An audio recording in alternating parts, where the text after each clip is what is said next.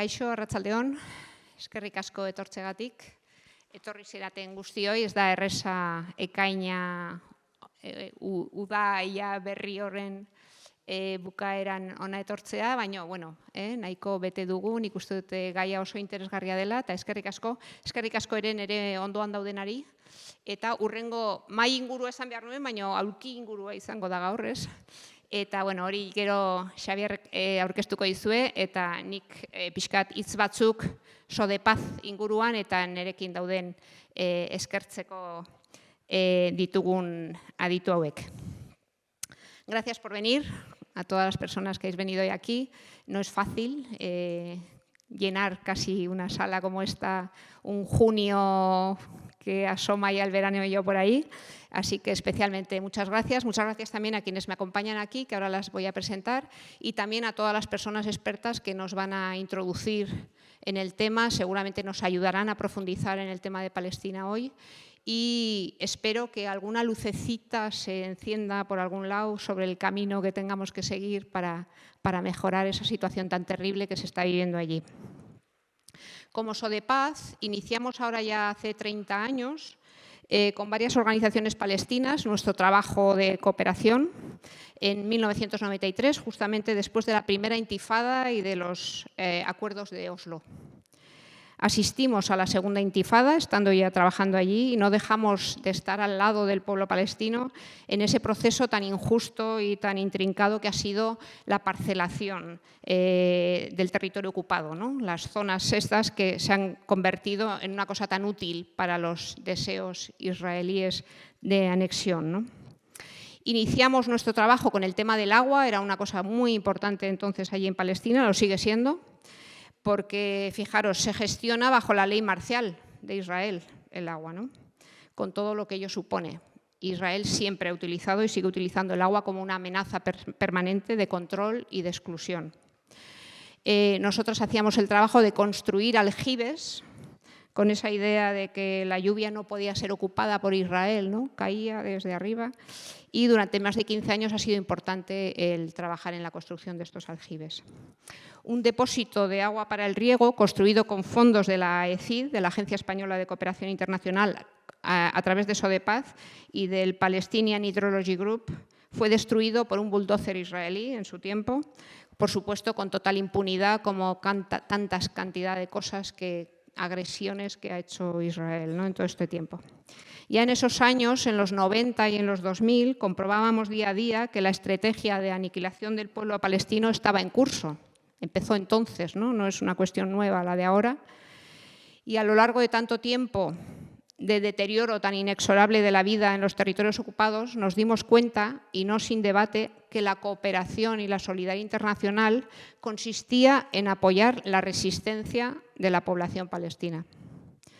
En todos estos 30 años hemos colaborado en las áreas de salud, de agricultura, de turismo responsable y de la defensa legal de los y las palestinas presas. En estos últimos tiempos y antes de la pandemia de la COVID, que frenó en seco toda iniciativa, hemos abierto un camino también para que personas con capacidad de ser después altavoces de lo que ocurre allí, parlamentarias, periodistas, personal técnico de la función pública, visitaran y conocieran directamente la realidad palestina, en compañía de Sodepaz y de las organizaciones de allá de Palestina que participan en el proyecto. Sabemos desde aquel lejano 1993 que vivir esa realidad, aunque sea por unos pocos días, te afecta de tal manera que te posiciona de inmediato y sin fisuras del lado del pueblo palestino. El Gobierno de Navarra siempre se ha mostrado sensible desde los primeros años a la situación del pueblo palestino y nos ha apoyado en múltiples ocasiones, como esta en la que nos encontramos hoy, que por eso tenemos aquí a Inés Jiménez Muro, directora general de Protección Social y Cooperación al Desarrollo, que nos dirá unas palabritas después. También la Universidad Pública ha estado a nuestro lado a través de la Cátedra de Derecho Internacional, con la que hemos organizado varios cursos de verano, seguro que algunas personas habéis asistido, y la propia Alicia Chicharro ha sido, que es ahora directora de del área de internacionalización y cooperación de la universidad, ha sido también ponente en alguno de los cursos de verano. Por lo tanto, os dejo con ellas que nos inauguren un poco esta sesión de hoy. Eskerrik asko.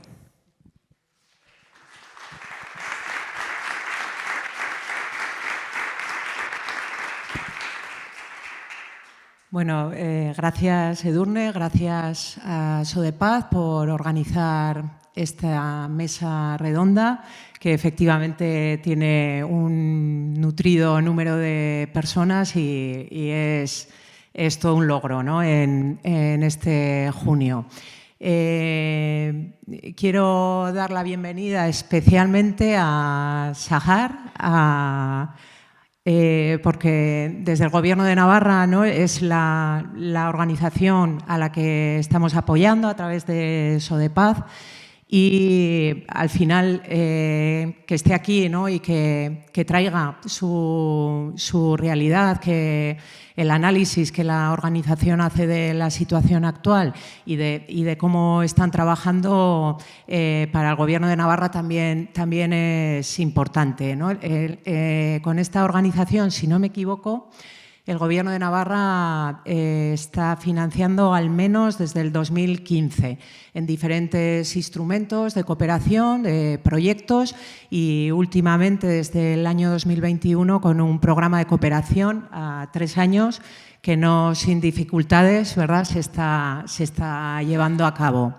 Esto, bueno, no es casualidad, ¿no?, esta andadura tan larga porque, como bien apuntaba Edurne, el Gobierno de Navarra es sensible a la cuestión, ¿no?, a la situación que está viviendo el pueblo palestino, pero es sensible porque al final la ciudadanía navarra es sensible, no se olvida de Palestina y los lazos de las organizaciones navarras, ¿no?, con organizaciones palestinas son largos, de mucho afecto y de mucha trayectoria conjunta, ¿no? Entonces, al final, el programa de cooperación del Gobierno de Navarra no es sino la expresión de esa solidaridad, ¿no?, y de esos lazos conjuntos.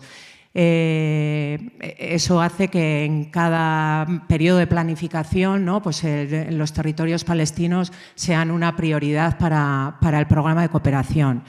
Igualmente, no es casualidad apoyar este proyecto porque a nivel sectorial el Gobierno de Navarra también a lo largo de su trayectoria y de todos los planes directores de cooperación tiene como prioridad trabajar y fomentar y apoyar a la sociedad civil organizada de los pueblos a los que apoyamos y trabajamos, ¿no? Entonces, especialmente en Palestina, ¿no?, esa parte es muy importante, ¿no? Trabajar en que la sociedad sepa y ejerza reclamar sus derechos más básicos, ¿no?, en este caso en cárceles israelíes, ¿no?, pero a nivel social es muy importante, ¿no?, porque creemos que la sociedad civil organizada es la generadora, ¿no?, de desarrollo. Entonces, sin más, además de la financiación y del camino que ya llevamos recorrido, pues bueno, pues daros la bienvenida a todos, ¿no?, y esperamos que esto, ¿no?, sirva para seguir fomentando, ¿no?, esos lazos, ¿no?, y esa solidaridad.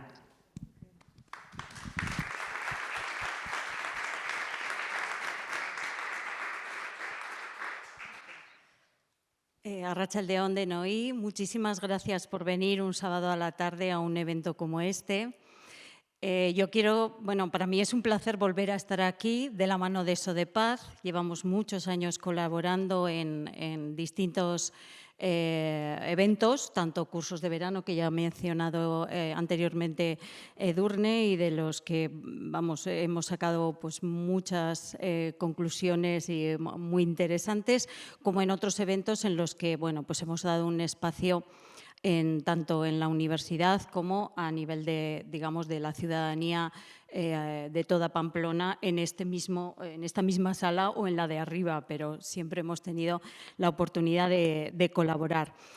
En esos casos siempre he colaborado como profesora de Derecho Internacional de la Universidad Pública de Navarra, pero en este caso aquí estoy hoy representando a la propia universidad, porque como me ha mencionado Edurne, pues ahora tengo el cargo de directora de Área de Internacionalización y Cooperación y precisamente quiero destacar en este sentido la movilización que ha habido tanto a nivel del estudiantado, de lo cual me encuentro pues, muy orgullosa, porque nuestros estudiantes se han movilizado, han hecho una acampada, han pedido una serie de reivindicaciones tanto para los gazatíes como para el pueblo palestino en general. Pero también ha habido una movilización de PDI y PTGAS, o sea, del personal de la universidad, para hacer una red de profesorado y de personal en apoyo al pueblo palestino.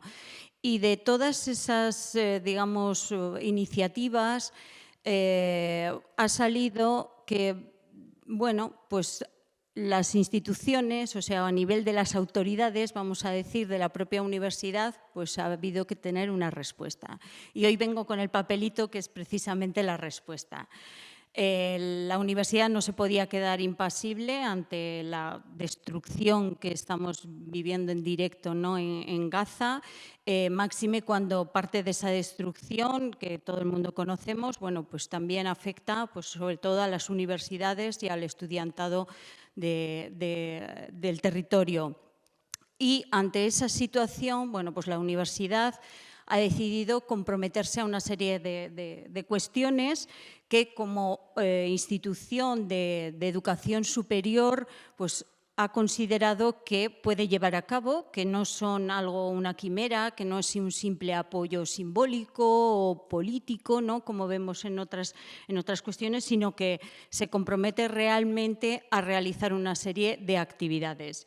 Y entre ellas están, por ejemplo, por comentar, y que tiene que ver con lo que hoy estamos haciendo esta tarde aquí, que es colaborar con ONGs y otras organizaciones formales e informales que trabajan en torno a la defensa de los derechos humanos y la cultura de la paz. Y que se va a ofrecer desde la Universidad Pública de Navarra, espacios de reflexión y debate para colaborar en la restauración de la paz y el bienestar de la región, evitando cualquier expresión de odio. Impulsar iniciativas conjuntas con otras universidades, porque esto lo hemos promovido desde la pública, pero lo hemos abierto a las universidades con las que tenemos consorcio, tanto en el G9 como en Iberus, como en UNITA, que es un consorcio de alianza de universidades europeas para, bueno, pues desde esa, digamos, perspectiva más amplia, pues apoyar un alto el fuego inmediato en Gaza y desarrollar programas que contribuyan a la recuperación de centros y programas de enseñanza universitarios palestinos.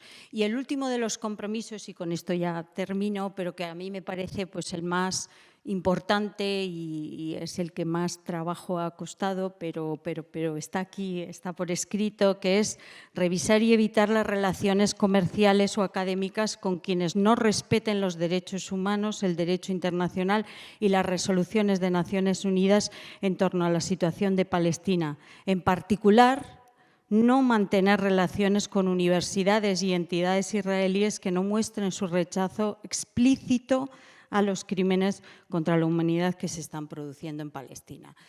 Y con esto, bueno, pues termino. Muchas gracias por la invitación de SODEPAZ y por darnos este espacio y les dejamos con la mesa redonda, que será seguramente lo más interesante de esta tarde.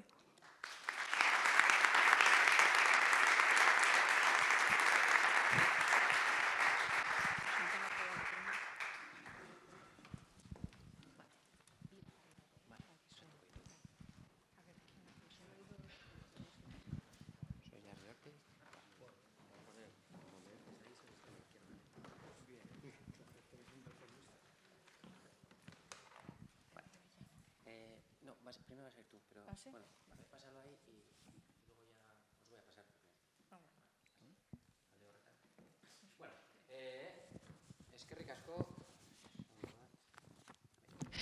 Eskerrik asko antolatzaileei, benetan honelako mahai inguruak uste dutelako oso baliogarriak direla. Urriaren 7tik danon ahotan dagoelako Palestina, baina gatazka hau danok dakizuenez askoz ere lehenagotik dator eta ez da urriaren 7an hasten. Eskerrik asko hemen zaudetenei, benetan gurekin bat egiteagatik. 80 urteko okupazioak ekarri gaitu puntu honetara, eta horretan sakontzeko, nik uste mahai inguru oso interesgarria daukagula. Batez ere, egungo irudi sareetan ikusten ditugun hainbeste irudi eta Gazatik iristen zaizkigun irudi piloari, azkenean kontestua jartzeko, ari garelako egunero ikusten ditugulako ikaragarriak, jasangarriak, violentziaz betetako irudiak Gazatik iristen zaizkigunak, kontestutik kanpo ikusten ari garenak sareetan, eta nik uste egin dezakegun onena dela horixe testu inguruan jartzea, eta horretan lagunduko digu mahai inguru honek. A esas imágenes que nos llegan desde Gaza, imágenes que, como dice la gran Maruja Torres, nos llegan hasta que nos sangren los ojos, bueno, pues vamos a ponerles contexto, porque yo creo que es lo mejor que podemos hacer frente a la deshumanización de las personas protagonistas de esas imágenes llenas de violencia que nos llegan desde la Franja de Gaza. Yo creo que lo mejor que se puede hacer es dar contexto a eso. Tenemos con nosotras a ponentes muy interesantes con las que seguro vamos a aprender mucho. A mi derecha tengo a Sahar Francis, ella es directora de la ONG Palestina Adamir. Eskerrik asko, hain urrutitik etortzeagatik. Gracias por haber venido desde lejos. Isabel Portillo, ella es doctora, miembro de la Sociedad Española de Salud Pública, y han realizado un interesante informe sobre el impacto de los conflictos armados en personas con enfermedades crónicas. Profundizaremos en ese informe que trae entre manos. Tenemos también a Santiago González, él es miembro del Comité de Solidaridad con la Causa Árabe. Eskerrik asko, hemen izateagatik. Y Juan Soroeta, profesor en Derecho Internacional y Relaciones Internacionales, con el que yo creo vamos a ser capaces de entender qué está pasando a nivel internacional con todas esas causas pendientes por genocidio contra Israel. ¿Vale? Si os parece, arrancamos con Isabel para que nos haga sobre todo una foto del impacto de la guerra en Gaza a nivel de salud pública. Isabel, aurrera. Bueno, pues eskerrik asko por esta invitación. También tengo que decir que yo soy de SODEPAZ desde hace muchísimos años y bueno, pues trabajo en salud pública, la Sociedad Española de Epidemiología y además, bueno, pues estamos muy preocupadas con la salud global. Un informe que hemos hecho hace muy poco y que lo tenéis pues, si ponéis en Google lo vais a encontrar, que se llama El impacto de los conflictos armados en la prevención y atención de personas con enfermedades crónicas. La muerte silenciosa. Como ha dicho Xavier, vemos imágenes en todos los días que son de verdad demoledoras de cómo pues se bombardea, se destruyen, pero nosotros quisimos dar un paso más adelante y decir, ¿y qué pasa con las personas que tienen enfermedades crónicas, que tienen diabetes, que tienen cáncer, que necesitan una diálisis, que no tienen acceso ahora a pruebas diagnósticas? Entonces, ¿qué nos pasa? Bueno, pues nosotros hicimos este informe y aparece, hay poco publicado sobre esto, ¿no? Es verdad. Pero el 70% de las personas que están en el mundo, estamos en el mundo, vamos a padecer alguna enfermedad crónica a lo largo de nuestra vida. Esto quiere decir que ¿qué pasa cuando hay un conflicto? ¿Qué es lo que se destruye primero? Pues parece ser que, a pesar de la Convención de Ginebra, lo primero que se destruye son los centros de salud y los hospitales. Esto está pasando, ¿no? Y dice, pero esto no debería pasar. Pero además de eso, claro, se destruyen, no se pueden atender a las personas ya con infecciones, que es lo más frecuente que estamos viendo por la falta de agua, electricidad. Pero tampoco puede ir aquella persona que tiene hipertensión, no se le puede dar medicamentos. La persona se muere lentamente, ¿no? Le va a dar un accidente cerebrovascular, va a tener un infarto. Pero es que si no tenemos insulina, va a morir antes, ¿no? Eso no aparece en ninguna noticia, ¿no? ¿Aparece? No, no aparece. Eso es lo que dijo el director de la Cruz Roja. Dijo, esto se llama la muerte silenciosa. O sea, aquellas personas que... ¿Y por qué más? Pues porque además, como estamos viendo en Gaza, también mueren los médicos, las enfermeras. Pero figuraros, la OMS todos los días está publicando su newsletter. O sea, ¿qué es lo que está pasando? Bueno, pues además de todo esto de que se han habido 480 ataques a centros sanitarios, a 54 UBIs móviles y a 319 ambulancias. Esto es una noticia de ayer. Pero aparte de todo, el 48% de 28.292 personas que necesitaban atención se les ha denegado porque no podían pasar a Israel a tener su atención de cáncer o su atención de enfermedad.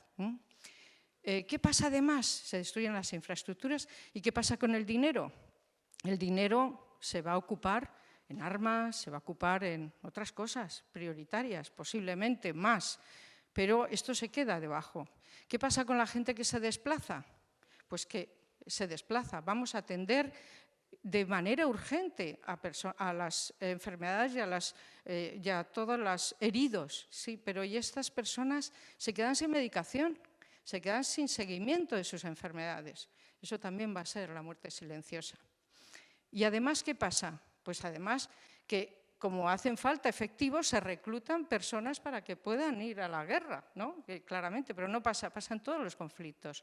Por lo que vamos a hacer es que a nivel comunitario también toda lo que es la ayuda comunitaria también está afectada. ¿Y qué más va a pasar? Pues va a pasar que un 78% de las personas que ahora en Gaza, seguramente que va a ser por generaciones, que es un poco lo que nos dice la bibliografía, va a sufrir enfermedades mentales. Esas enfermedades mentales que ahora vemos, como ella puede decir, y es terrible, pues niños huérfanos para siempre, personas amputadas que ya van a ser personas que van a necesitar muchísima atención a lo largo de su vida y que esto van a requerir recursos, ayudas, que como sabéis, encima no están llegando, encima están cortadas esas ayudas. Ya Palestina desde hace muchos años dependía también de estas ayudas, de medicamentos, de materiales, pues esto además de esto está absolutamente imposibilitado, ¿no? Y luego, como profesionales sanitarios tenemos un problema muy grave también, es un problema ético. El problema ético es cuando tenemos pocos recursos, hay que decidir a quién se le dan. Y eso es un problema terrible. ¿A quién se le dan? Esto no os acordáis que ocurrió en Madrid, ¿no? Sobre todo en Madrid, con las residencias. ¿Qué va a pasar? ¿A aquellas personas que tienen más probabilidad de salir adelante voy a invertir los recursos?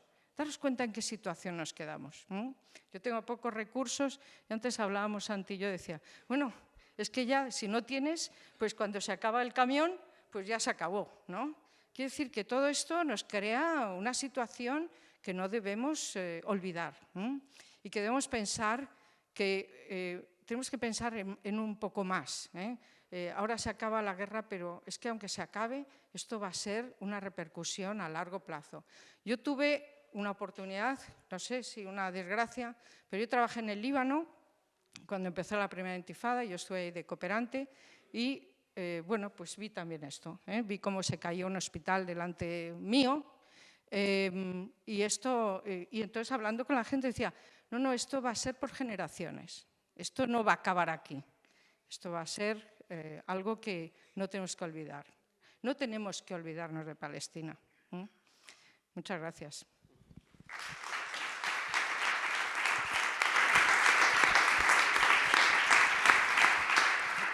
Isabel, eskerrik asko. Esto que comentabas de esa ayuda que no llega, hubo los 15 primeros días del estallido del 7 de octubre, a partir del 7 de octubre, esos 15 primeros días, mientras estábamos cubriendo allí la noticia, recuerdo perfectamente que había una imagen muy gráfica para entender un poco de qué va todo esto. aquellos 15 primeros días llegaron antes 2 buques de guerra estadounidenses al Mediterráneo, grandes, inmensos, gigantes, antes que entrar un solo camión en Gaza. No vimos entrar un solo camión en aquellos primeros días, ni no sé si fue hasta meses después, ¿vale? O sea que esto es para entender un poco hasta qué punto se ahoga Gaza. Y cosa que no solo se hace, las enfermedades crónicas no solamente han estado tratadas no apropiadamente ahora que ha estallado esta última guerra, sino que enfermos de cáncer en la cárcel a cielo abierto más grande del mundo han sufrido durante toda su vida unos tratamientos que no eran los adecuados, pero supongo que ahora la guerra lo acrecienta. Sahar, we go with you. A la guerra en Gaza se le suman también en Cisjordania redadas, más detenciones, más muertes también en Cisjordania. ¿Nos puedes hacer una radiografía de lo que se está viviendo allí?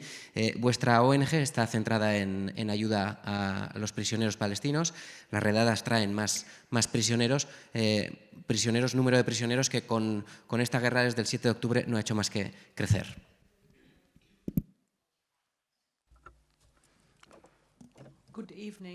Buenas tardes. Muchas gracias por haberme invitado aquí esta noche. Es realmente un honor estar aquí otra vez en esta sala y poder hablar de mi trabajo como abogada en el contexto palestino, defendiendo a los prisioneros políticos palestinos.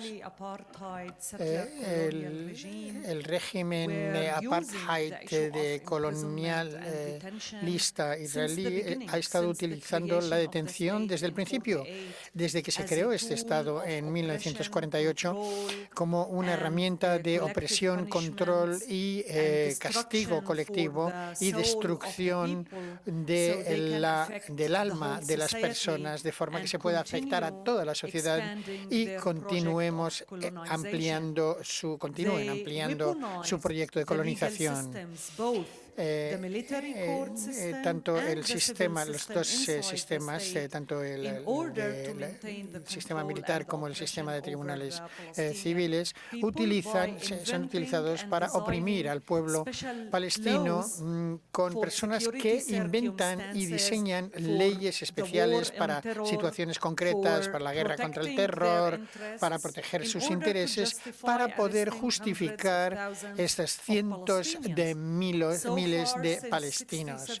Desde 1967 hasta hoy se estima que aproximadamente 1 millón de palestinos han sido detenidos al menos una vez en sus vidas. Así que el tema de las detenciones y de las prisiones ha sido siempre la herramienta más eficaz para oprimir al pueblo palestino. Y desde octubre ha empezado a deteriorarse mucho más. No comenzaron todas estas políticas que voy a describir el 7 de octubre.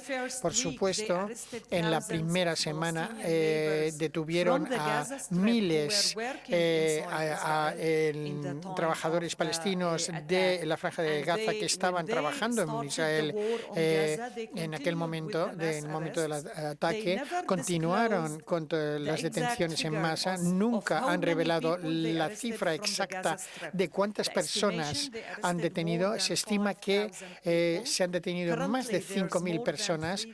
En este momento hay más de 3.000 personas gazatíes en instalaciones de detención militares y las prisiones habituales bajo control policial. El horroroso tratamiento, la intimidación, las torturas, la humillación a la que se enfrentan los prisioneros gazatíes son algo sin precedentes. Y seguro que han visto muchas de las imágenes de estos prisioneros desnudos que les meten en camiones, les sacan de la franja. Hay personas muriendo por torturas y por una falta de cuidados sanitarios. Más de 30 han muerto eso y creemos que, de hecho, la cifra es mucho más alta porque no quieren revelar las cifras. Los detenidos que han vuelto a Gaza hablan de historias horrorosas, donde se les han puesto esposas obligados a permanecer de rodillas en el suelo 24 horas al día, 7 días por semana. No pueden hablar con la persona a su lado y si lo hacen, entonces les atan a las alambradas todo el día. Hay una política de hambruna. Se ha utilizado contra tanto los prisioneros gazatíes como aquellos de Cisjordania. También porque también allí han detenido miles. Desde octubre han detenido a más de 9.200 personas cisjordanas, incluyendo hombres, niños, profesores, médicos, periodistas. Más de 80 periodistas han sido detenidos y también los detenidos cisjordanos también se enfrentan a esas torturas, esa brutalidad impartida por la policía. Esto causó la muerte de prisioneros jóvenes de Cisjordania y de Jerusalén. Algunos les han apaleado hasta la muerte y les han dejado en sus celdas para que murieran sin ningún tipo de cuidado. Algunos han muerto simplemente por inatención sanitaria.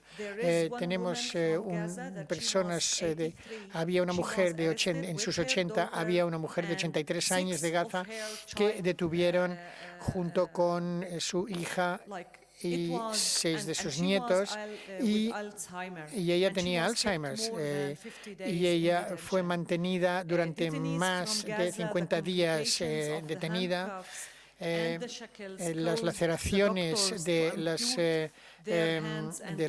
cadenas de las esposas y también de los tobillos han obligado a amputar manos y pies. Y la policía no solo utiliza las armas y el gas lacrimógeno y las porras de madera o metálicas, sino pero también entran para hacer búsquedas en las habitaciones con perros y dejan que los perros ataquen a los detenidos. Están humillándolos, desnudándolos para, sobre todo, lo que son ataques sexuales contra niños, mujeres y hombres también, cuando les obligan a desnudarse para hacer documentation that we are trying to document in these months. As a lawyer working y for como 27 more than una abogada 27 trabajando years durante in más de this 27 field of años the en este prisoners, campo, honestly, this is the first esta time es la I see primera vez such a que he very visto serious level of intentional un degrading nivel tan treatment grave in order de to break un the soul of the people. trato No matter inhumano para romper who el you alma de are, las how personas, old you independientemente are, de quién what's seas, your tu position. edad, tu posición. They have an intentional Tienen strategy to una break the estrategia society. intencional The para collective romper punishment la that they sociedad. are imposing Ese via castigo the, colectivo que están imponiendo detention a través has de la one role, detención is to tiene affect the whole un Palestinian papel society, y es to afectar a terrify toda everyone. la They were sociedad surveilling people. palestina. All these thousands Han from the estado West Bank, vigilando why a they were miles de arrested? personas. ¿Por qué Either han they detenido a were todas under estas miles de administrative personas de detention, Cisjordania? which O bien is estaban the bajo detención use administrativa, of secret que es la information, utilización and de the, información secreta, detention order o is for 6 las months, órdenes but they de can detención renew son it de 6 meses, pero indefinitely, son which renovables means you don't indefinidamente. know Así que no sabes por qué te han detenido y más de 3.500 personas de estas 9.000 que están en las prisiones son detenidos administrativos, incluyendo niños menores de 18 años. Y el segundo grupo se les acusa de estar de provocar o promover o hacer apología de la violencia y mostrar su simpatía con los gazatíes. Y estos son los crímenes que se han presentado delante de los tribunales militares. Las fuerzas de ocupación israelíes siempre están utilizando, están convirtiendo el sistema legal en un arma. Declararon una situación de energía en todo el país y modificaron toda la legislación penal y las reglas militares, la ley de interrogación, etcétera. Así que a los gazatíes, por ejemplo, durante 6 meses se les impidió visitas de sus letrados, fueron interrogados durante 6 meses sin recibir ningún servicio legal. No se les permitía ni siquiera saber dónde estaban estas miles de personas. Por eso hemos tratado el caso de los prisioneros de Gaza como desapariciones, porque no sabemos lo que está ocurriendo. Solo en el último mes han empezado a compartir información sobre la ubicación y el estado legal de estos detenidos. Así que creo que es muy importante tomar toda la situación y, por supuesto, lo que necesitamos ahora es un alto el fuego en Gaza, parar la guerra, pero no solo tiene que ver con la guerra, porque no podemos volver a que sea lo que teníamos hasta ahora, que Israel continuando con esta ocupación beligerante durante décadas sin tener que rendir cuentas ante nadie. Lo más importante es la responsabilidad. Tiene que ser responsable de todos estos crímenes de guerra, crímenes contra la humanidad, la guerra genocida en Gaza, y hay que acabar con esta inmunidad que ha percibido Israel durante más de 70 años. Muchas gracias.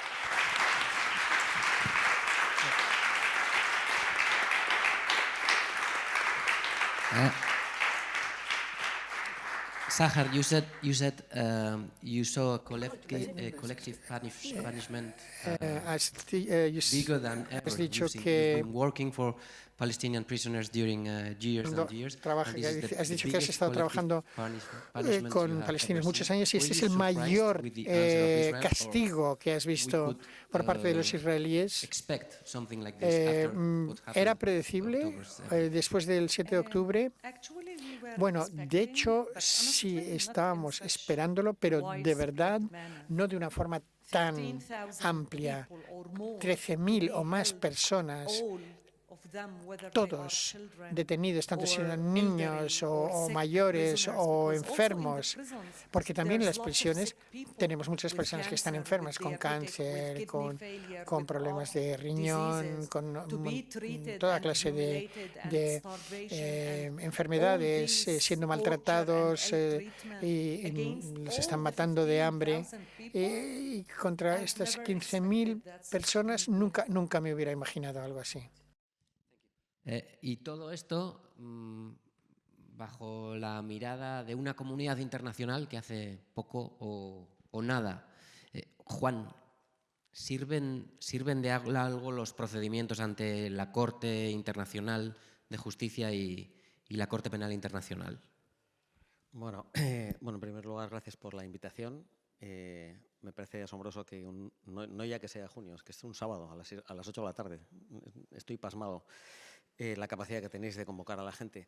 La verdad es que esto es algo para lo que necesitaría mucho, porque los que somos profesores de Derecho Internacional nos pasamos todo el año intentando explicar a los alumnos cómo funciona el Derecho Internacional, y la pregunta de ¿qué se puede hacer? Pues desgraciadamente muy poco. Muy poco. Entonces, yo nunca trato de convencer a los alumnos de que el derecho internacional sea ninguna maravilla, porque no lo es, sino de que entiendan cómo funciona la sociedad internacional. Entonces, a veces es difícil de entender cuando uno no conoce cómo funciona el derecho internacional. Primero se habla de la comunidad internacional, nadie sabe qué es la comunidad internacional, eso no existe. No existe la comunidad internacional. Hay una organización internacional que no está por encima de los estados, que está por debajo de determinados estados, y son esos estados los que impiden que funcione el derecho internacional, porque el diseño del derecho internacional es equiparable a un Estado de Derecho, pero no funciona. No funciona porque hay Estados que tienen el poder de evitarlo. Entonces, ahora se oye esos sesudos expertos que dicen hay que suprimir el derecho de veto en el Consejo de Seguridad. Hombre, vaya descubrimiento, pero es que esto desde que se crearon las Naciones Unidas. El problema es que no va a ocurrir. No va a ocurrir porque los Estados que tienen el derecho de veto no van a renunciar nunca a él. Entonces, ¿sirven de algo estos procedimientos? ¿El reconocimiento de España, de Palestina, tiene sentido? Pues como decía hace poco el profesor Antonio Remiro, es tan oportunista como oportuno, porque España reconoce a Palestina, pero no reconoce a la República Saharaui, y son dos casos exactamente iguales. Los mismos argumentos que utiliza para reconocer a Palestina debería utilizarlos para reconocer al Sáhara, que no solamente no reconoce, sino que España está apoyando la ocupación militar. Entonces, ¿de qué sirve? Bueno, pues en el derecho internacional sí sirve ese reconocimiento, porque le saca del ostracismo a Palestina. Palestina hace mucho tiempo que ha intentado actuar utilizando los pocos mecanismos que le ofrece el derecho internacional para defender su derecho y no lo ha podido hacer porque no era un Estado. En su momento ratificó los convenios de Ginebra como movimiento de liberación nacional, intentó ratificar el Estatuto de Roma, ser parte de la Corte Penal Internacional, y el fiscal les dijo, lo siento, pero ustedes no son Estado, no pueden ser parte porque es una condición para ser parte del Estatuto de Roma. Después del reconocimiento por Naciones Unidas de Palestina como Estado no miembro, no es miembro, pero es Estado, le ha permitido ratificar el Estatuto de Roma, y en estos momentos ya la Fiscalía ha puesto en marcha un procedimiento contra, por lo menos lo ha iniciado, contra Netanyahu y el primer ministro israelí por la comisión presunta, yo creo que ya a estas alturas no se puede hablar ni de presunta, de crímenes de guerra, crímenes contra la humanidad y crímenes de genocidio. ¿A dónde va a llegar esto? ¿A dónde va a llegar esto? Pues ¿qué está ocurriendo? Lo más que podemos conseguir con esto es que Netanyahu no pueda salir de Israel si finalmente hay un procedimiento contra él, porque todos los estados que son parte tienen la obligación de entregar a esta persona a la Corte para que lo pueda juzgar. La Corte Penal Internacional no persigue a estados, persigue a personas. Entonces, esto es lo que es difícil de entender. El derecho internacional funciona por la voluntad de los estados. Ningún estado puede ser demandado ante un tribunal cuya competencia no haya aceptado el estado demandado. Es decir, Marruecos, Israel, Rusia, los estados que violan el derecho internacional con luz y taquígrafos no aceptan nunca la competencia de ningún tribunal internacional. Entonces, no se puede acudir a un tribunal, no vamos a conseguir una condena. ¿Qué hizo Sudáfrica? Sudáfrica acudió a la violación de la Convención de Prevención del Genocidio. ¿Por qué se ha ido tan lejos? ¿Por qué Ucrania también demandó a Rusia y para eso se tuvo que ir también a demandarle por violación de la Convención de Prevención del Genocidio? Porque es una convención que establece que todos los estados parte obligatoriamente aceptan la competencia de la Corte. Entonces, es cogido con pinzas en el caso de Ucrania, pero lo han hecho, es la única forma que tenemos de llevar a Rusia ante la Corte. Desgraciadamente esta es la situación, y a veces hablando con periodistas dice, pero ¿cómo es posible que la Corte no diga que Israel está violando la prohibición del uso de la fuerza en las relaciones internacionales? Que lo que está haciendo no es legítima defensa, es una violación evidente del derecho internacional. Pues es duro, pero es que no puede. La Corte Internacional de Justicia no puede decir que Israel está violando la prohibición del uso de la fuerza. No puede aplicar la Carta de las Naciones Unidas. Esto es lo que es difícil de entender. Pero es que funciona así el derecho internacional. La Corte solo se puede pronunciar sobre lo que suponga una violación de la Convención de Ginebra, de la Convención de Prevención del Genocidio. Esto es lo que es difícil de entender. Solamente puede decir si Israel está llevando a cabo actos de genocidio o no. Pero no puede decir si Israel está haciendo otro tipo de actos que violan claramente el derecho internacional. Y estas son las limitaciones que tiene el derecho internacional. En el caso del Sáhara Occidental, estoy en el equipo del Frente Polisario desde hace 30 y muchos años, y yo siempre les insistí, tenéis que acudir a un tribunal en donde haya un Estado de Derecho, al menos aparente, donde haya una división de poderes entre el Poder Ejecutivo, el Poder Judicial y el Poder Legislativo. Palestina no tiene ninguna posibilidad de acudir a un tribunal así, porque no lo hay. los saharauis acudieron al Tribunal de Justicia de la Unión Europea para denunciar los acuerdos de libre comercio y de pesca que negocian libremente, que están violando el derecho internacional Marruecos y la Unión Europea para explotar los recursos naturales saharauis, como digo, violando el derecho internacional. Estamos a la espera de la última sentencia. Yo no tengo una confianza absoluta en esa división de poderes, porque los jueces del tribunal han dado muestras más de una vez, y lo digo sin ningún reparo, de prevaricar. Han adoptado algunas decisiones que son una aberración jurídica, para no decir la Unión Europea está violando el derecho internacional, y sin embargo tenemos la esperanza de que esa sentencia, que saldrá seguramente en septiembre, pues lo diga, y que diga estos acuerdos son nulos, violan el derecho internacional y por lo tanto no se podrán realizar si no cuenta con el consentimiento del pueblo saharaui. Los saharauis han tenido la suerte, si se puede decir así, de que han podido acudir a un tribunal en el que no se está jugando a Marruecos, se está jugando solo a la Unión Europea, si los actos de la Unión Europea son o no acordes con el derecho internacional. Pero los palestinos no tienen otra que buscar un tratado internacional que le dé competencia a la Corte, y eso es muy complicado. Es muy complicado porque es así como está organizada la sociedad internacional. Por eso, ¿sirve de algo? Sirve, porque yo creo que todo lo que sea mantener viva la llama del derecho internacional, por lo menos es el espejo en el que nos tenemos que mirar, aunque nunca conseguimos que se llegue a aplicar en casos tan brutales como los que están pasando en Palestina o en otros muchos sitios en el mundo. Por lo menos tenemos que tender hacia ello. Hay que tender a la utopía y, bueno, pues y por eso creo que estamos aquí todos, porque en realidad es algo nos levanta las entrañas ver lo que está pasando en Gaza. Pero es que esto está pasando en otras partes del mundo y no sabemos ni qué está pasando. Antes estaba comentando que en los últimos 3 años en Somalia y Yemen han muerto 2,5 millones de personas en guerra. 2,5 millones de personas. ¿Alguien sabe que hay una guerra por ahí? Porque es que ni nos llega la información. Entonces estamos mirando a lo que tenemos más cerca, que es lo que puede afectar, nos afecta más directamente, puede afectar más a nuestra economía, pero ahí abajo, pues bueno, 2,5 millones de personas, que hay que decirlo, ¿no? En fin, no es un discurso muy optimista, pero yo creo que, y bueno, no tengo tiempo para ello, pero por lo menos yo que lo he visto más de cerca en el caso del Sáhara Occidental, la sociedad civil tiene cosas que hacer y se consiguen cosas. Se consigue que empresas que negocian y están actuando ilegalmente se retiren del territorio. En Guipúzcoa hay una empresa que es la que está, CAF, que está montando ahí el metro que comunica, en fin, que está construyendo Israel en los territorios ocupados, y los trabajadores han presentado una queja ante la empresa diciendo no se puede porque estamos violando el derecho de los palestinos. Y ya veremos qué pasa, ¿no? Pero la sociedad civil no está muerta.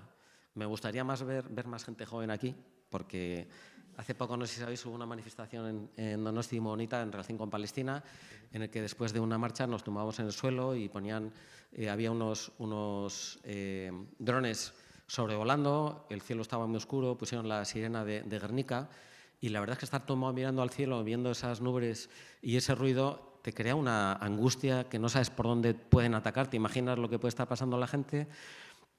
La gente estaba muy contenta y decía, qué maravilla, cuánta gente. Y digo, ya, pero ¿había alguien de menos de 30? Es que no había.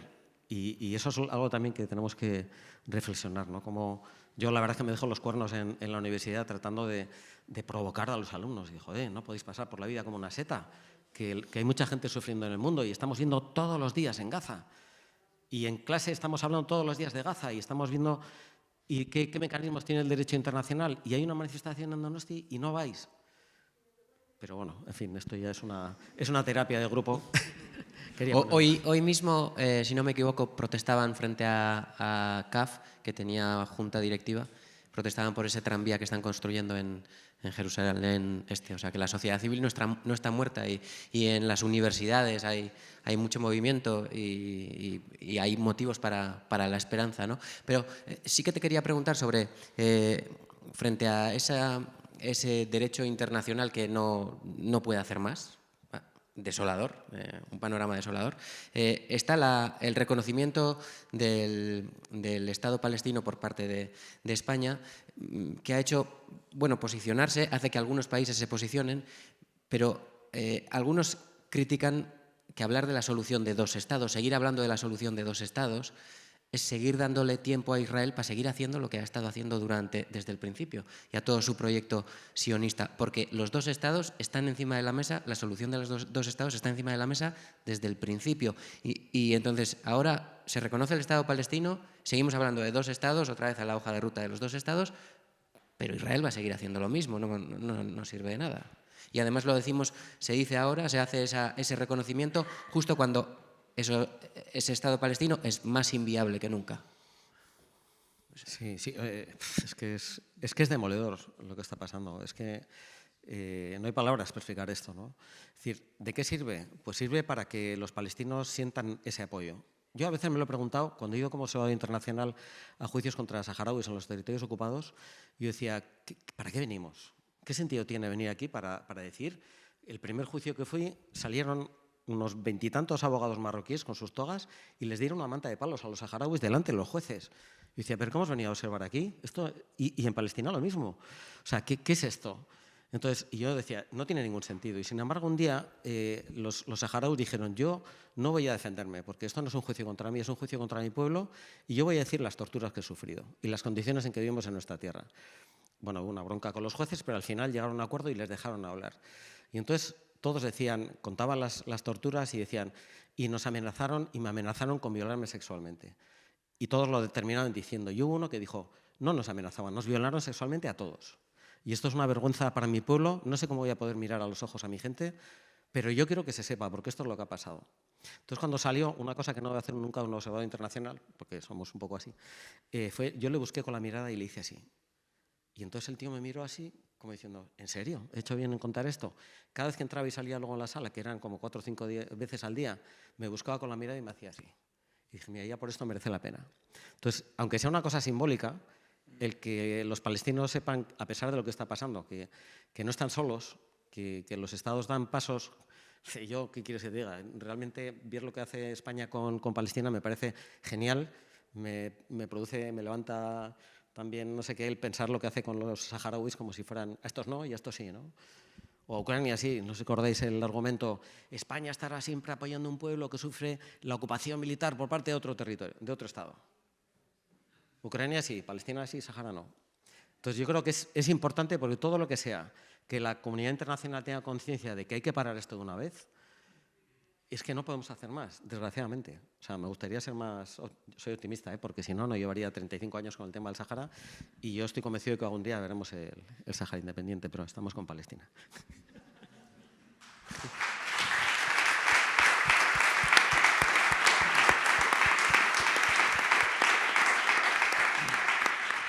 Santiago, ¿y qué puede hacer la sociedad civil?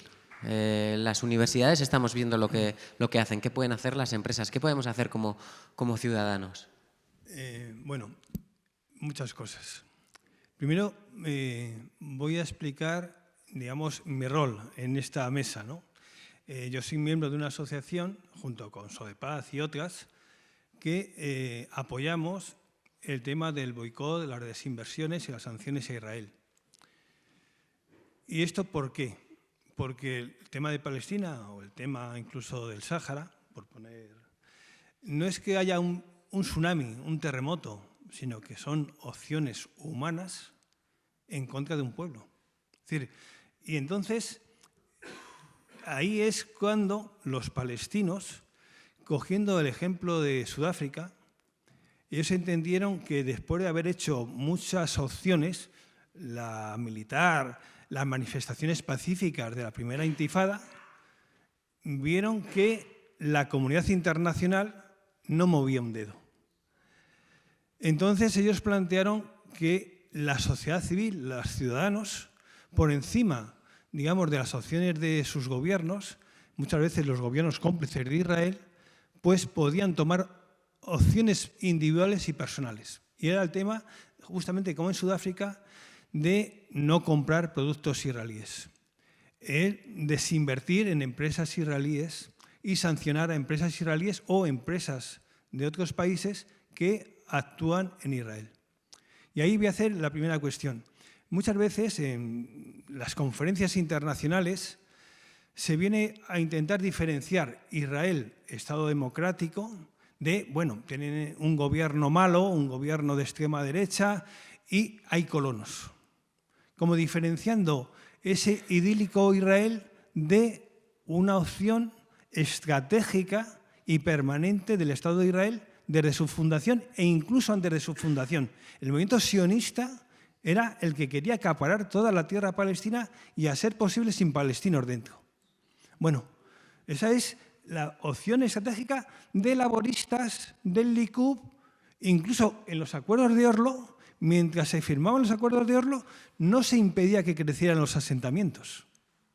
Con lo cual, digamos, la opción de Oslo podía ser un canto de sirena que la comunidad internacional compró, muchos palestinos compraron, pero los israelíes, por supuesto, siguieron colonizando y ampliando sus colonias. Bueno, el tema del boicot, pues digo que nosotros, en el tema del boicot, de la desinversión en sanciones, no excluimos es decir, para nosotros cualquier empresa israelí, los que tienen el número, digamos, los productos, el 972, es todos los productos israelíes, en términos generales. Bien, ¿qué es lo que ocurre? Que hay 50.000 empresas y no tenemos capacidad ni de recordar, y algunas veces nos es imposible, no hay opciones alternativas. Pero Google, por poner un ejemplo, que todos somos sujetos a Google, bueno, pues Google hace reconocimiento facial de todos los palestinos, incluyendo en el tema de Gaza, cómo hay inteligencia artificial para ir escrutando las caras y dónde esa cara se mueve, y al final pues encuentran a esa persona a la que quieren matar, asesinar, o se equivocan. Si se equivocan, matan a él y a 200 personas más. Bueno, digo, Google no podemos de alguna forma a lo mejor dejar de utilizar, pero hay muchísimas empresas. Entonces, lo que ha hecho nuestro comité de sociedades con la causa árabe es especializarnos. Porque el tema del BDS, pues ASA, una empresa de seguros, Carrefour, que tiene tiendas en las colonias. Entonces nos hemos especializado en empresas españolas que trabajan, desarrollan y amplían las colonias. Porque al fin y al cabo las empresas son las que mueven, entre comillas, la economía. La economía palestina está subsumida, es esclava. Los palestinos no tienen fronteras para exportar, para importar. Al revés, sus productos agrícolas dependen del agua, que es más cara que para los colonos. Luego, la economía, donde no pueden hacer boicot son los palestinos. Los palestinos no pueden boicotear a la única leche que llega o a la única tomate más barato que su tomate. Bien. Entonces, ¿cuáles son las empresas españolas que actúan en los territorios ocupados? Bueno, nosotros somos accionistas de CAF. Yo he intervenido en la Junta de Accionistas de CAF. Por eso quizás los compañeros de Sobead me han dicho que viniera. Bueno, por supuesto, no solamente es CAF. Hay otra empresa que se llama eDreams, como Booking, que se ocupa, digamos, del tema de viajes y de alquilar los apartamentos de las colonias, con lo cual las colonias van creciendo y tienen economía. ¿Pero qué podemos hacer? Podemos hacer muchas cosas, no solamente el tema de los productos como personas individuales. Podemos intentar el tema de que CAF sea dañada. Y ahí miro a la persona representante de Navarra. Bueno, CAF no se dedica solamente a trenes, tiene también autobuses. No solamente es las líneas, 2 líneas de tranvías entre Jerusalén y las colonias. Bueno, tienen autobuses. ¿Por qué en la ley de contratos públicos se sanciona y se pone puntos negativos a aquellas empresas que funcionan en los paraísos fiscales o tienen actuaciones en los territorios ocupados de Sáhara, de Palestina? Es cuestión, y tienen ellos la capacidad de que en la ley de contratos públicos pues pongan números negativos. Y con eso CAF dejaría de ser comprada, y con lo cual esa afectación económica mercantil haría que se pensase más cuál es su mercado estratégico. Bien, pero es que antes se ha dicho un aljibe que fue hecho con donaciones españolas, fue destruido. El aeropuerto de Gaza, para vuestra información, fue financiado parcialmente por España. El presidente Aznar estuvo en la inauguración del aeropuerto de Gaza. ¿Por qué España y ningún país europeo no ha pedido daños y perjuicios mercantiles a Israel, que ha destruido gratuitamente y ahora está destruyendo a más cuestiones? ¿Por qué? Me refiero que hay posibilidades. El Código Penal español ahora mismo establece la posibilidad de que los directivos que hagan contrabando y hagan una serie de malas prácticas puedan ser sancionados. Bueno, nosotros estamos explorando esa situación. Pero quiero deciros con eso que hay muchas posibilidades y el derecho, dentro de lo que nosotros entendemos, es un aliado de los débiles. Es decir, los débiles tenemos que utilizar el derecho y las rendijas del derecho y las grietas del derecho en nuestro beneficio. Y ahí sí que planteo una cuestión. Es importante organizarse. Y ahí yo quiero, digamos, dar un aplauso a Sodepaz, porque Sodepaz se ha metido muchas veces no solo en la cooperación humanitaria, que es imprescindible, sino en apoyar países y situaciones complicadas.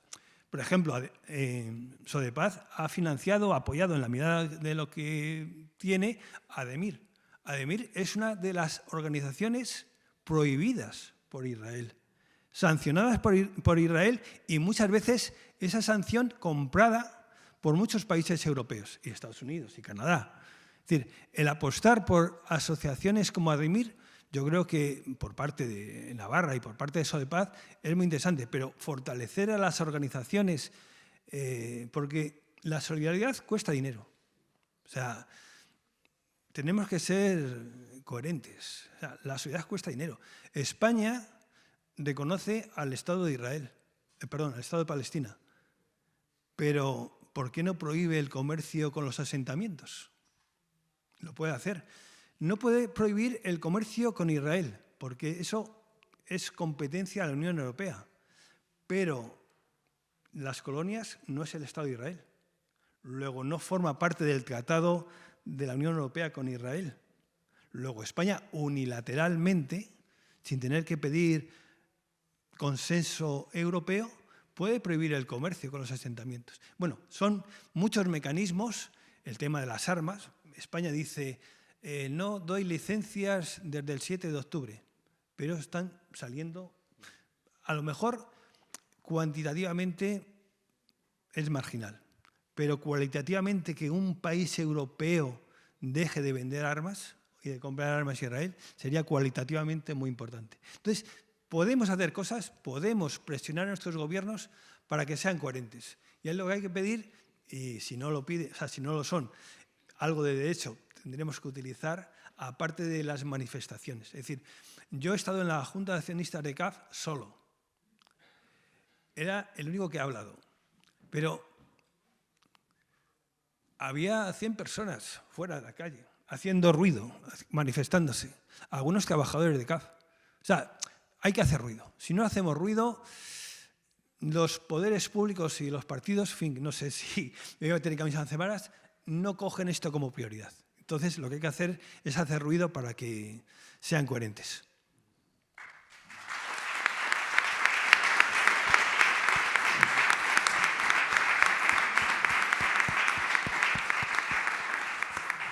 De hecho, creo que después del reconocimiento del Estado palestino es lo que se está esperando de España, ¿no? Que después de ese reconocimiento vengan pues decisiones coherentes por parte del gobierno. Sí, efectivamente. Nosotros estamos, en muchas asociaciones pidiendo, reclamando que no se vendan ni se compren armas. Que el Pegasus que es un mecanismo de escucha, que Marruecos lo utiliza, digamos que España deje de participar. Que la China no tenga de tener formación, que las universidades no hagan proyectos de investigación. ¿Crees, Santiago, que desde el 7 de octubre estamos viendo más que nunca un decalaje entre la sociedad civil y los gobiernos?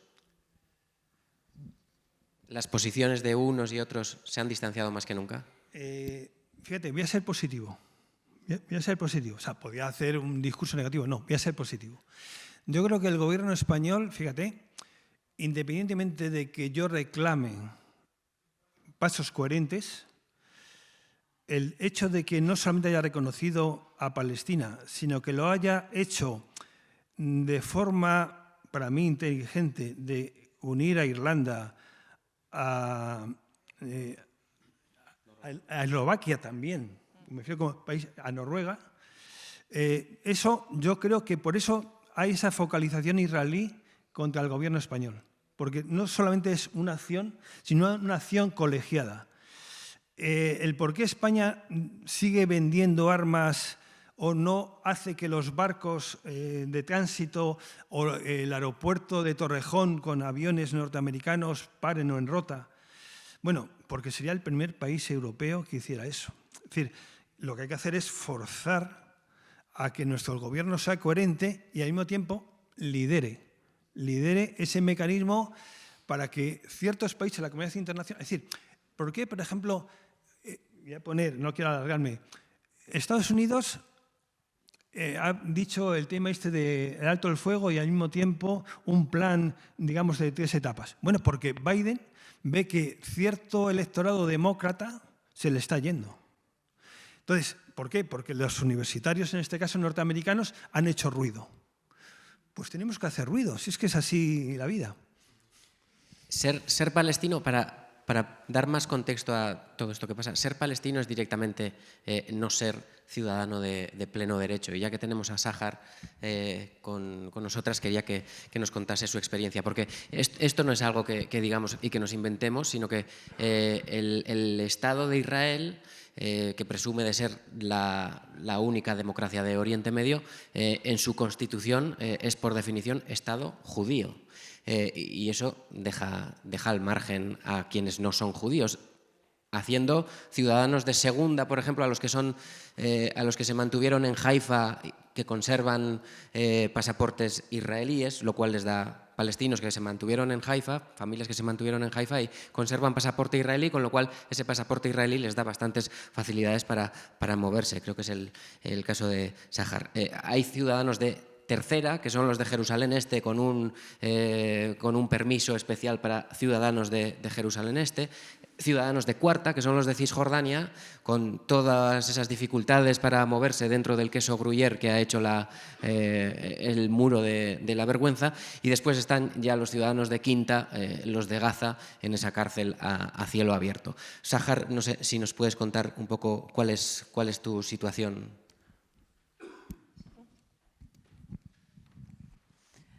Yes, I was born in a very small village in the Lebanese border in the Galilee. So this is why I just have the Israeli citizen. I'm not allowed to have the Palestinian citizenship. I'm not allowed to be a member in the Palestinian Bar Association.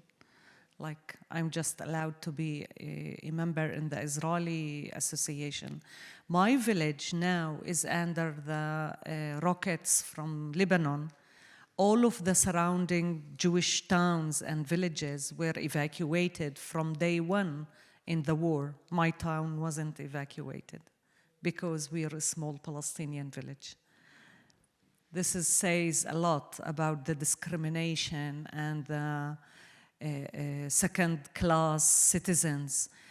Hundreds of students and activists, including doctors, singers, journalists, even lawyers. One of my colleagues were arrested, not working in Adamir, but he's a very close friend working with prisoners.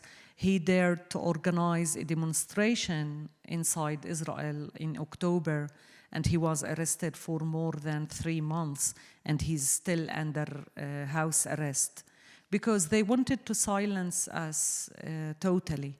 Of course, those in Jerusalem, residents living in Jerusalem, they're not citizens, they're permanent status.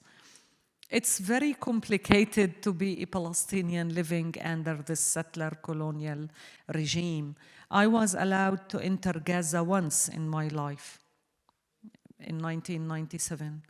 and those from Gaza, they were living under the siege for 17 years, with all what it means, without being able to go out of Gaza, even if you are a cancer patient. Imagine a 6-year-old girl sick of cancer. The only hospital that is specialized for cancer in the occupied territories is in Jerusalem. She was granted permit by the Israeli authorities to go out from Gaza, but alone, without anyone from her family, and she died alone in Jerusalem last year. This is the daily reality that Palestinians, 450 checkpoints and barriers are controlling our daily life in the West Bank, cutting the West Bank in between the different cities of the West Bank and from the west, between the West Bank and Jerusalem. If you have relatives behind the wall, you cannot plan to visit them because you need a permit to go to visit them. You live in poverty and a destroyed infrastructure in the refugee camps in the West Bank, and you just look across the street with the settlement, fancy housing with swimming pools, the water that is stolen from the Palestinian biggest aquifer in the occupied territories is used by the settlers. The occupation is about exploitation for our natural resources, for our humanity. It's, as I said at the beginning, it's about destroying the Palestinian people. The disconnection between us as communities, the fragmentation that this prolonged occupation caused for us for 75 years, the different treatment of the Palestinians, it's part of the policy, part of the system.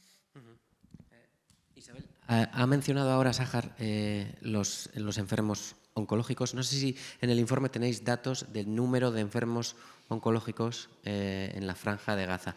Y aparte de esos datos, en el día después de esta guerra contra los gazatíes, se ha pensado ya en cómo se va a llevar a cabo toda la reconstrucción de toda una red sanitaria que habrá que llevar a cabo y las dificultades a las que habrá que hacer frente. Los datos del Ministerio de Salud, que publica también, y que ahora mismo en la revista Lancet, que es una de las revistas más prestigiosas que hay a nivel de medicina, ha hecho un llamamiento ya a qué está pasando en Palestina y y estas infraestructuras que se están destruyendo y la absoluta dificultad de acceder a lo más básico, que empezamos por el agua, empezamos por la nutrición, pero es que esto, imagínate lo que afecta a niños que son recién nacidos de bajo peso, mujeres que tienen un problema ya en el parto, y vamos a hablar de cosas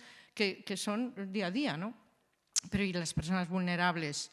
Bueno, pues esto es algo que no tenemos todos los datos, sí que se han publicado los datos de cuántas personas con cáncer, pero realmente es un poco complicado saber de todas esas personas que tienen cáncer, que son, lo tengo por ahí el dato, ahora no lo recuerdo, pero de todas esas personas, ¿cuántas han perdido? Ya estaban perdiendo, como está diciendo ella, ya los controles, las dificultades, la discriminación que ya había de dar tratamiento o pruebas diagnósticas ya existía, pero esto ya se ha convertido en algo brutal, voy a decir brutal porque es que ahora mismo esto es como ya no puedes pasar, ya no te lo voy a dar, no es que ya pase solo, no, es que esto ya está prohibido, ¿no? Y además, una de las cosas que era importante era que, claro, que Palestina depende de Israel, ¿no? A todos los niveles, a nivel de tratamientos también, a nivel de muchas facilidades. Entonces, claro, esto ya se corta, pero además se corta si yo destruyo un hospital. El hospital indonesio, por ejemplo, que tenía oncología, que tenía todos los servicios especializados y luego han seguido destruyendo hospitales. Entonces, ¿qué pasa con esas personas? ¿Y cómo se